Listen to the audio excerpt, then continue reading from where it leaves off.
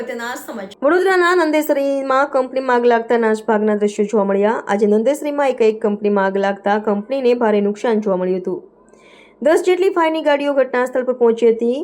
PNB organic company આવેલી છે। હજુ સુધી આગનું કારણ જાણવા મળ્યું નથી। જેટલા પણ કર્મચારીઓ કામ કરતા હતા કંપનીઓને બહાર નીકળી ગયા।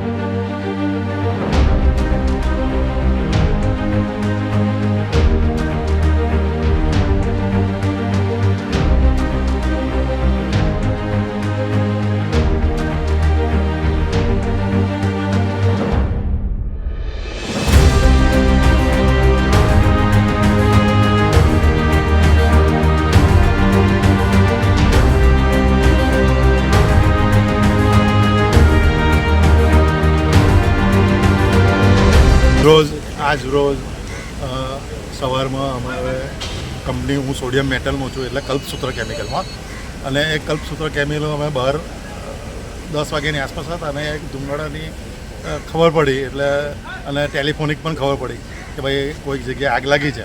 પછી એકચ્યુઅલ ખબર પડી કે પીએબીમાં આગ લાગી છે તો પીએબીમાં અમે અમારી ટીમ સાથે કાર્યરત થઈ ગયા।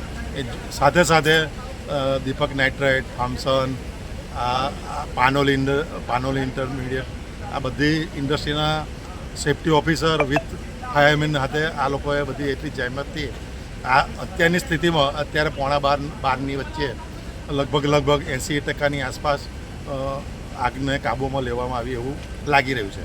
હવે આગળ તો હજુ આગ તો ચાલુ જ છે પણ જે પહેલાં રુદ્ર સ્વરૂપ ધારણ કર્યું હતું એ અત્યારે હાલની સ્થિતિમાં ઘણું બધું કંટ્રોલમાં છે।